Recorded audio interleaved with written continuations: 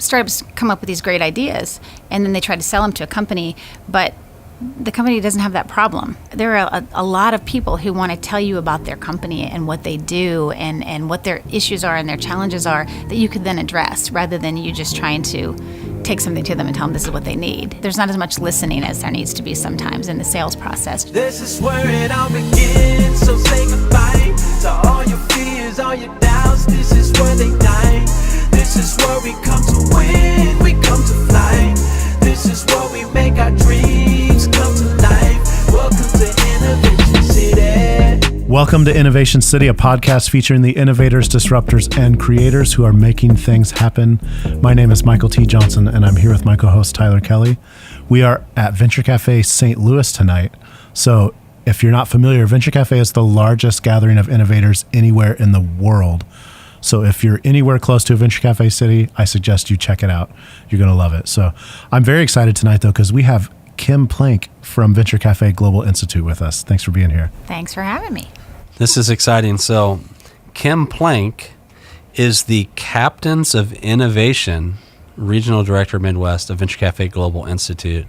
That's an awesome title. Sounds like you need a cape, doesn't it? Of Innovation, yeah. So we'll have to learn more about that here in just a second. But you formerly were the GM here at the CIC St. Louis, and then you moved over to Venture Cafe Global. And at CIC, which for everyone who's listening or watching the show knows, this is the home of Venture Cafe in St. Louis. And most venture cafes are located within a CIC, but not all. Not all. And this bio is so long because you're so accomplished. You're like one of the people to know in St. Louis. So we're happy to have you on the show. Or I'm just old. Thank you for being on the show. You're welcome. Thanks for having me. Flattered. So what is a Captain of Innovation? So Captains of Innovation is another program that's been spun out by the Venture Cafe Global Institute. So we have CIC, which kind of creates what we call the hardware that houses all of these. It's a large hub for innovation that houses all the different components that make it so that cities can attract the best innovation, the best startups, and the best talent, right? And then next to that is the Venture Cafe Global Institute, and under that is Venture Cafe, which kind of is the software for CIC. So they do the programming that makes innovation happen, when it gets all the people together, right?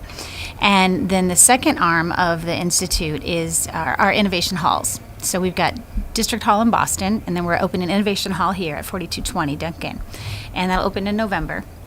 And it is going to be a great space for all kinds of innovation events to happen. And then the third arm is Captains of Innovation, which was spun out a couple years ago when we realized that corporates and startups, we know they need each other, but there's something about the way they communicate. They just kind of can't seem to figure out how to do that well so that it really shows up on their P&L at the end of the year in a positive way. We see a lot of what we call innovation tourism. And corporates will bring maybe their C-suites or their innovation teams or their HR departments, and they come and they walk through places like Cortex or Tel Aviv or San Francisco, and they think about it and they think it's cool and they want to try it. Maybe they'll change their furniture and think that open innovation is going to work for them that way, but they kind of just don't understand how to really figure out a plan that's going to give them an ROI. And at the same time, we see them investing in startups a lot of times and almost crushing the startups when they bring them in-house and trying to create a corporate culture out of a startup, which isn't why they wanted them in the first place, right? So, but startups need them too. They really do need each other to keep ahead of the technology and the market trends and all the disruption. And the startups need them for first customers and investment and all of that. So we saw there was a niche there, and we kind of speak both languages. And so what we're doing is going out and finding corporates, mostly big global corporates, Fortune 500s, and we're helping them connect with startups in ways that really help them understand what works for everybody and really gives them the technologies and the talent that they maybe don't find in their regular ecosystem or in their regular their connections and their networks. So we have 9 locations now with all the CICs and venture cafes all over the world, and we just did a big capital raise at CIC, and so they're expanding to 50 cities total in I think in the next 10 years. So with that global reach, we've got teams on the ground already in 9 places, and we're going to have them in a whole lot more. And so we've got this reach where we can call out, hey, Tokyo, what do you have in the way of, retina scan technology for a certain company? And so they can tell us. We can come up with hundreds of really great startups that a company might never find otherwise, and we can connect them. So we do global scans for technologies, and then we do the Startup Connect, where we'll connect them. We might give them 100 different companies to choose from, and then they whittle the list down to maybe 10 or 12, and then we actually make those meetings happen all over the world. And it's been really great. The companies that we've worked with have said it's been the best startup matching that they've ever had, because it's got this humanistic approach and a really curated science to how we do it. And Interesting. So how do you find the startups? Are they like CIC members, or some of them are, part of but the we've broader got, community? you think about Tyler Matthews, who runs Venture Cafe. His network is gigantic, right? All over the country. And so he puts his feelers out.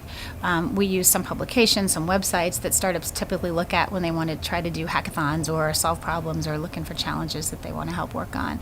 And we just put all of our feelers out all over. And as we do that more and more, we get even a bigger sort of a resource, like a CRM kind for all those kind of connections. And it just becomes easier and easier, because I think startups realize these guys are working with quality companies, and they're doing really quality programming, because we don't just do the matchup. We'll do like a think tank or a conference, or maybe a pitch day, big innovation sprints, which is a really long, drawn out process that's really, really deep innovation, where we come up with new business models for companies to choose from, help them figure out what are they going to do. We work with a tobacco company, and they know tobacco is bad for them, right? And they know what are they going to do in the next 20 years. And so they don't want to cannibalize their revenue now. So we're looking at them and saying, you've got great tobacco science, you've got great data analytics. Where else can we apply those things? And where are some other companies or some startups that we could match you with to help you create other streams of revenue that are going to be working for you 20 years down the road? So that's kind of what we do. Yeah. I'm imagining you're seeing some successes in those matchups. What kind of results have you seen out of those sorts of matchups? We had a really great event for Ernst & Young in Cambridge, and I think it was in June or July. And they had some real specific technologies in fintech that their clients needed. It was the tax division of Ernst & Young. And they decided to have us do some global technology scans for them, and then we had this big event in Cambridge, and we used our district hall there, and we had they filled the room up with their customers that needed the technologies, with investors and venture capitalists that might be interested in them. And then also it proved to be something that they could use for talent attraction and retention and leadership development. They brought in their potential high-performance employees to come in, and it's a really special day for somebody like that, to be able to spend a whole day in the presence of all these really cool companies and hear all these pitches and be with investors. It's pretty exciting. And also have that one-on-one contact with all their customers. And so we had a speaker on Bitcoin for the keynote, and then we had 4 startups pitch, and then we'd have a half an hour where they could all mingle around and talk to all the investors and talk about licensing agreements, and can we white label you? Are you interested in what kind of investment, and that sort of thing. And then we'd have another 4, and we just did that all day long. And then at the end of the day, if that wasn't enough, we shipped all the executives over in a bus to Venture Cafe, which they sponsored that night, just for swag, no big prizes or anything. And they kind of introduced them to the world of innovation. It said to Cambridge, hey, we want to be part of this. We want to invest in this. We think it's important, and we're looking for startups. And so it kind of outed them as this great company that's really interested in helping the ecosystem. And then Venture Cafe pulled off this awesome Shark Tank and and it was another 10 or 12 companies, and then let those executives be the sharks. So they were thrilled, and their companies were thrilled, their clients were thrilled, their employees had a blast. It was really good all around. And of course the startups were tickled pink, because it was great exposure for them. That's cool. So it sounds like you have like one of the coolest jobs ever. It's pretty cool. Yeah, it's been really fun so far. I've really just been doing it full time since the end of June.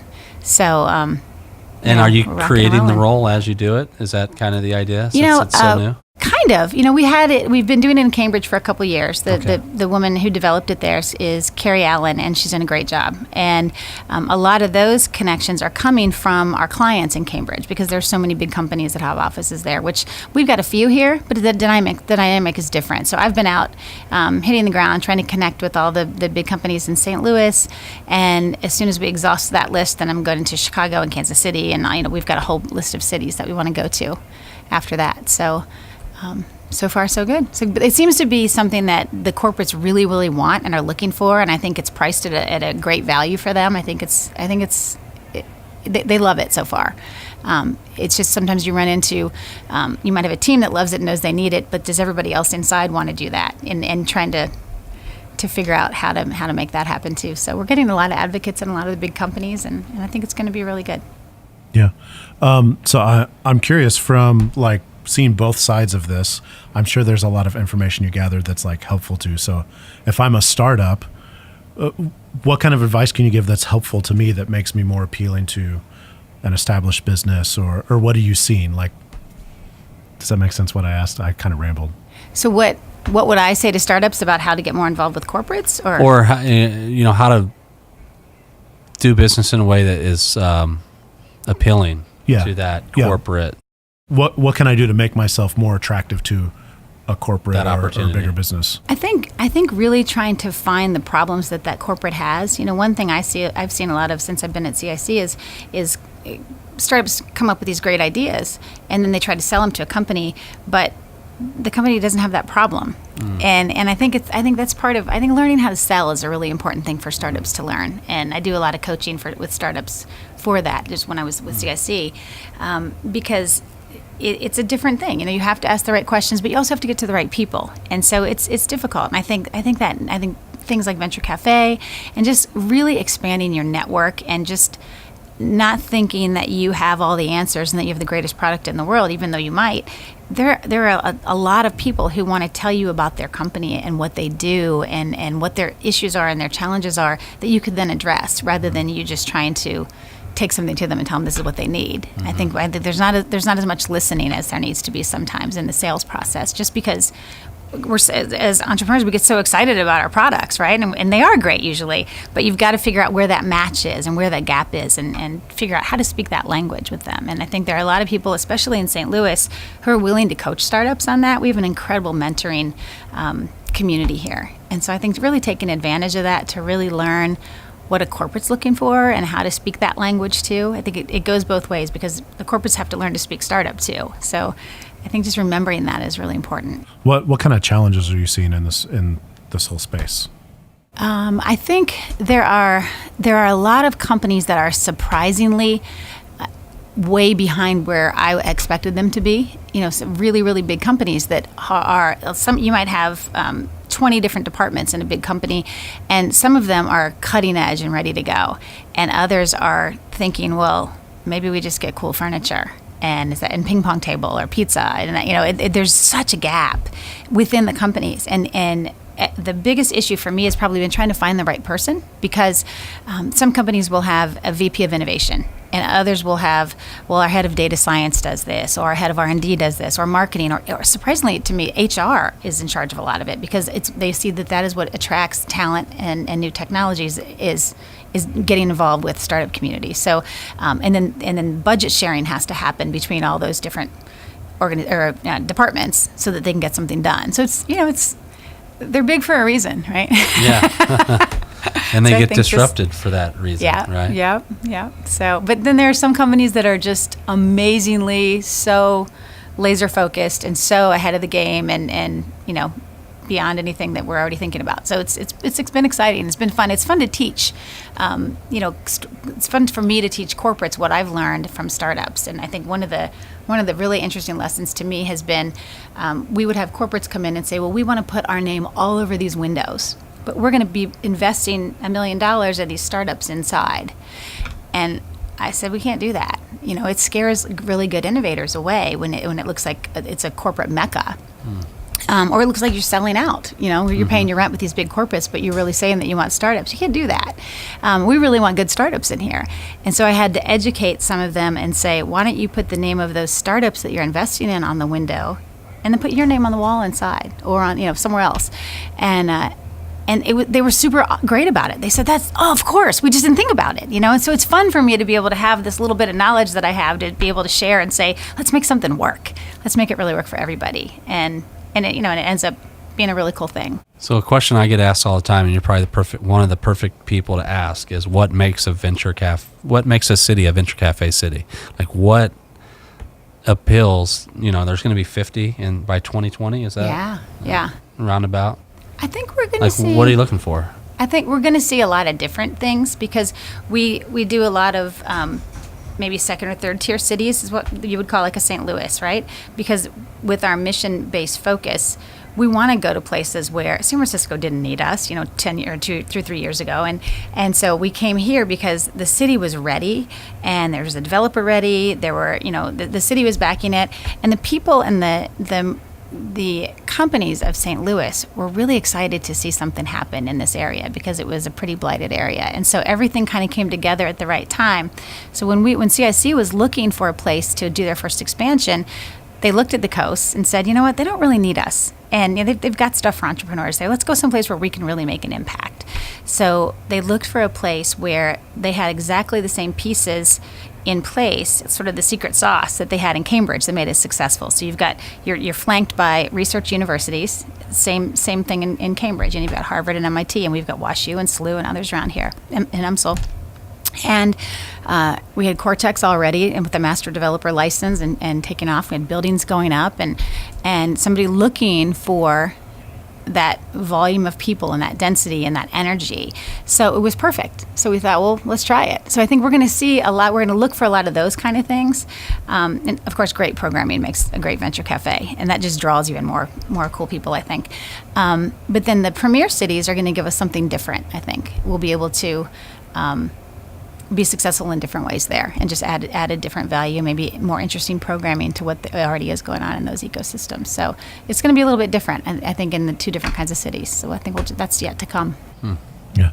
So you talked about programming, and I think there's a lot of resources as well that maybe a startup or an entrepreneur wouldn't know about that they could really take advantage of. That's the thing that I kind of hear over and over is there's all kinds of things that people just aren't taking advantage of. So from your perspective, if somebody's in a venture cafe city, like what should they be taking advantage of? I think it's great to start at Venture Cafe if you have one, and just start talking to the people that work there about what is there here in this ecosystem, because they usually are the connector of just about everybody. And if they're not, they know about the people that they aren't connected to. And so I've been working with a study from Kauffman that's been funded here and through BioSTL, and we're trying to figure out what's wayfinding look like for entrepreneurs in this city, particularly entrepreneurs of color or underrepresented entrepreneurs that are traditionally underrepresented in this kind of an ecosystem. And how do they find all these things? Because you can ask me, or you can ask Tyler, or you can ask people here, but if you don't know us or know about this, what do you do? And so, we're helping somebody work on a site that's going to appeal to that, and going to be a place where everybody's going to say, hopefully everybody's going to say, that's where you go when you get here first. So we've got CET has this incredible program called Square One. And that's where people can come and learn how to do a business model canvas, figure out what their audience is, their customer base. Is there a demand for their product? A lot of people think they have a great idea, and then they find out they've got a whole bunch of other people already doing it. Or they might find some strategic partners that can even make their idea better. And somebody might already be working on a piece of something like that, and they put it together, and it's like, Reese Cup, right? And so I think classes like that, and they're very, very inexpensive. We've also got another class called Ignite that is for people who are more in the idea stage, and it kind of helps them figure out. They'll talk to them about, here's where you might be able to go for funding, here's where you might be able to go for mentoring. They might match you up with different people. We've got lots of centers for innovation. We've got T-Rex and the DK Annex down on South Jefferson. We've got the Hive. I mean, there's Kovo. There are a lot of really great spots, and I think it's good to just explore and see what the vibe is and see what feel you like, because they're all really different, and they all have different price points. They have different people in them, and we're probably the only one that's in this big hub with kind of everything, but that's not for everybody. It's great. We've got to have an ecosystem where if somebody loses funding, they have a place to go. And if they get great funding, they have a place to go. And if venture capitalists come, they have a place to be seen. And so I think, we've done a really good job, I think, of having sort of a pirate's creed where nobody talks bad about anybody else at least in the co-working spaces. We've kind of all said that. Let's just all be cool and let's have a good time and have all ships rise, because it's important. You can't just have one space to be the end all for everything. Yeah, we've definitely seen that. I mean, all the spaces definitely have their own personality, their own people they attract, and I think that's kind of cool. There's also a ton of service providers that you can be connected with always through Venture Cafe. Here we have office hours almost every night with start like the beginning phases of accounting.